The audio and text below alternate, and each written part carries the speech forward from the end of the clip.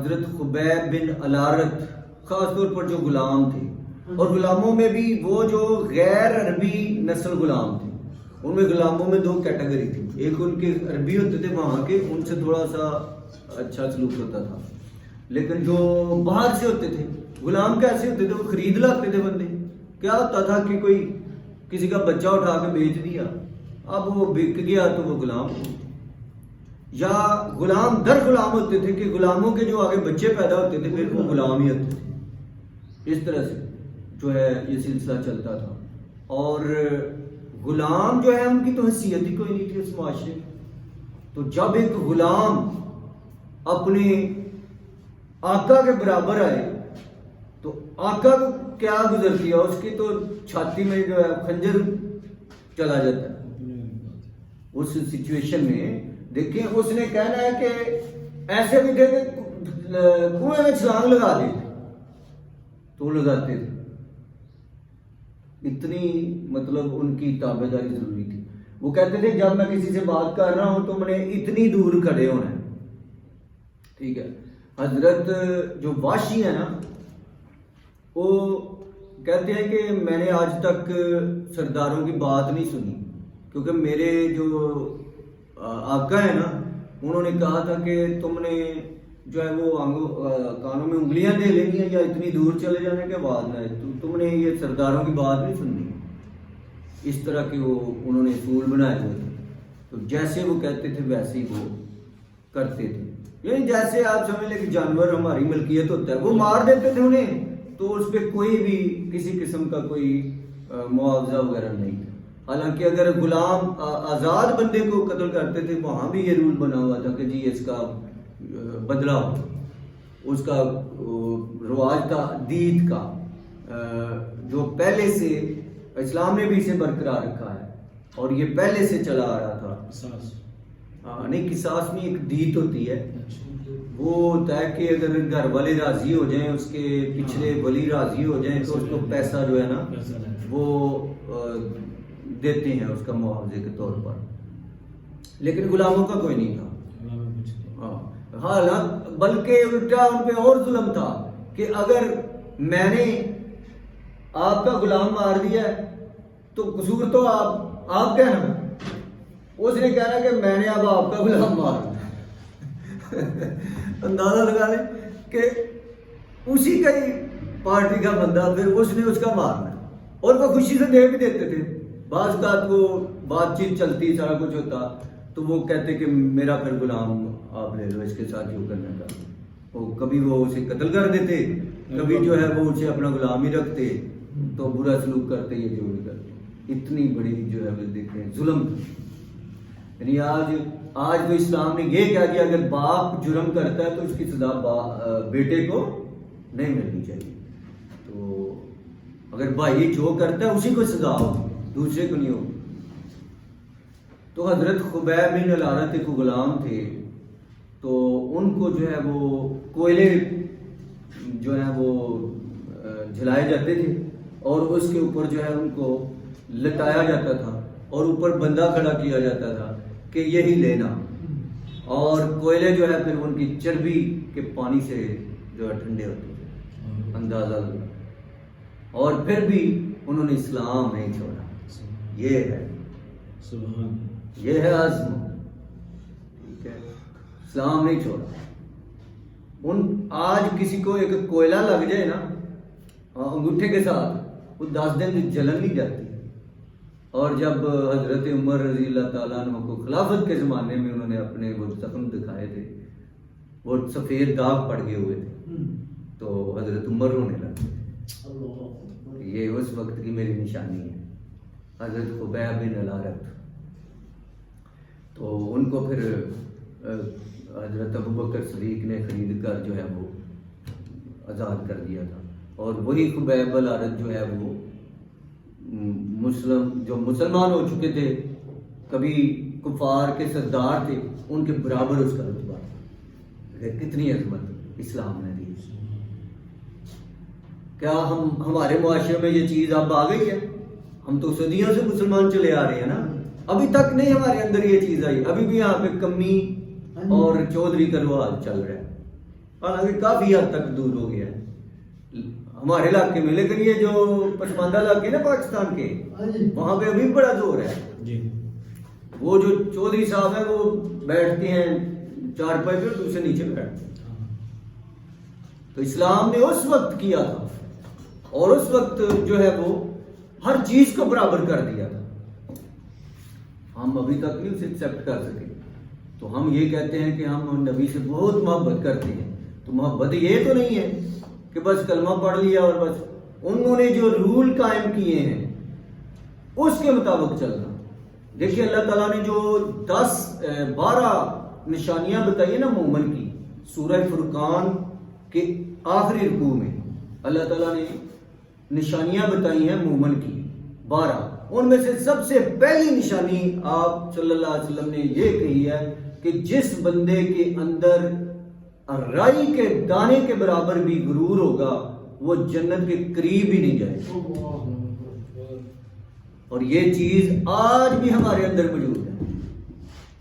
جس بندے کے اندر رائی کے دانے کے برابر بھی یہ غرور ہوگا، رائی کا دانہ یہ نیاب ہی ہے یہاں پہ تو بہت چھوٹا ہوتا ہے، تو اس کے برابر بھی ہوگا تو وہ جنت کی خوشبو بھی نہیں پائے، اندازہ لگائیں۔ اور اس کو انہوں نے پھر وہ سمجھے تھے، صاحب بھی سمجھے تھے، تو انہوں نے پھر غلاموں کی جو شادیاں ہیں وہ سرداروں کے ساتھ بھی ان کی فیملی میں ہوئی۔ لیکن آج ہمارے ہاں وہی سسٹم چلا رہا ہے نا کہ خاندانی سسٹم چلا رہا ہے، تو انہوں نے تو یہ چیز ختم کر دی۔ حضرت زید بن حارث جو ہیں نبی کریم صلی اللہ علیہ وسلم کے غلام تھے، آپ نے آزاد کر دیا تھا، ان کی جو شادی ہے وہ آپ ہی کے خاندان حضرت زینب کے ساتھ ہوئی تھی۔ آپ کی وہ کزن بھی پھوپھی ذات کزن تھی، ان کے ساتھ ہوئی تھی۔ اندازہ لگائیں ہمارے ہاں جو یہ ڈویژن ہے نا یہ برادری کی، یہ تو چھوٹے لیول پہ اب آ گئی ہے، وہاں پہ کتنا لیول تھا کہ وہ انسان ہی نہیں سمجھتے۔ آج ہم یہ سارے کہتے، کوئی بھی یہ نہیں کہتا یہ کمی ہمارے برابر نہیں ہوتی، کہتے یہی ہے یار سارے انسان برابر، وہ اندر تھوڑا سا ہوتا ہے وہ رائی کا دانہ، رائی کا دانہ ادھر ہی ہے۔ لیکن یہ ہے کہ اس وقت تو یہ کہتے ہی نہیں تھے، اس وقت یہ تھا کہ یہ تو غلام ہے، یہ کیسے ہو سکتا ہے؟ تو آپ کی سگی پھوپھی کی جو بیٹی ہے اس کی شادی آپ نے کس سے کروائی؟ غلام سے۔ بعد میں بدل بھی کی ہے، ہاں بعد میں جو ہے وہ طلاق ہو گئی۔ بہرحال تو بہرحال یہ ہے کہ اس ان رسومات کو توڑنے کے لیے تو کیا وہ لوگ جو صرف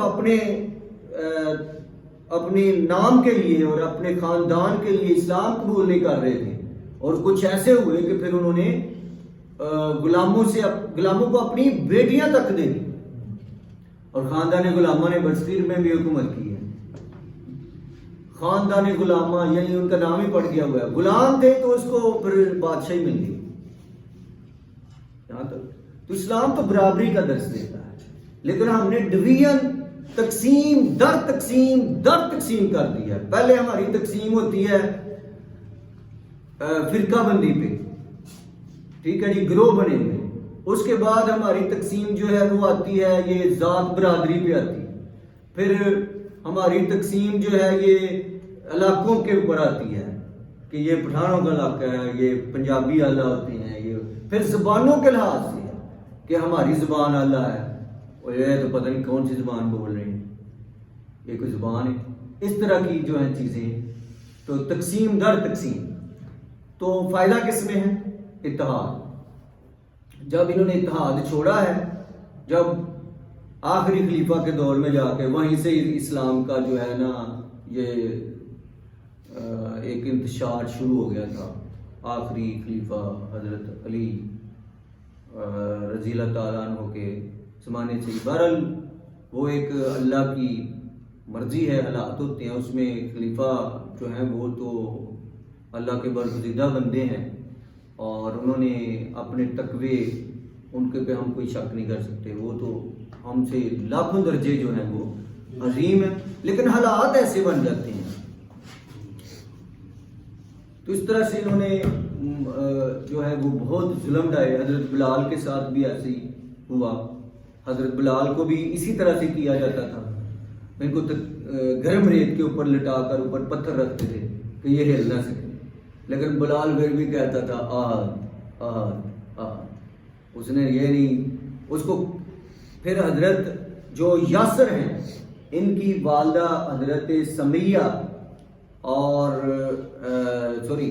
حضرت عمار کی والدہ حضرت سمیہ اور والد حضرت یاسر، ان تینوں کو ابو جہل نے کٹھا باندھا تھا. اور بھی بہت سے غلام جو ہیں وہ کٹھے کسی میدان میں جا کے، یہ جتنے سردار ہیں سارے ان پہ ظلم کرتے تھے. اور ان کا مقصد یہی تھا، کوئی کہتا تھا محمد کو گالی دو صلی اللہ علیہ وسلم، اور کوئی کہتا تھا کہ تم کلمہ چھوڑ دو، تو کوئی کہتا تھا کہ مطلب اس طرح کی کوئی بات کرو تو ہم تمہیں چھوڑ دیتے ہیں. لیکن کہیں سے بھی کوئی آواز اس طرح کی نہیں آ رہی. اور پھر انہوں نے اتنے تنگ ہوئے، اتنا انہیں غصہ آیا کہ یار یہ ہمارے اشاروں پہ ناچنے والے، اب ہم مر چلے ہیں تو پھر بھی ہماری بات نہیں مان رہے. تو انہوں نے حضرت سمیہ رضی اللہ تعالیٰ عنہ کو جو ہے وہ قتل کیا، شہید کیا. حضرت یاسر آپ کے سامنے، حضرت عمار کے سامنے جو ہے ان کے ماں اور باپ کو جو ہے وہ شہید کیا گیا، اور بے دردی کے ساتھ شہید کیا. کہتے ہیں کہ اس نے ابو جہل نے کہا کہ 2 اونٹوں ٹانگیں جو ہے نا مخالف سمت میں کھڑے کر کے تو ٹانگیں ان کی باندھ دی تھی، اور ان کے سواروں کو کہا تھا کہ ان کے بھگا دو مخالف سائڈ کے اوپر.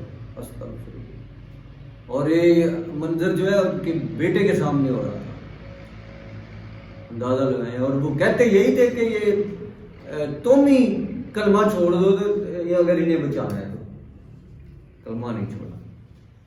یہ مصیبتیں آئی ہیں ان پہ. ہم تو موج مستی والے لوگ ہیں.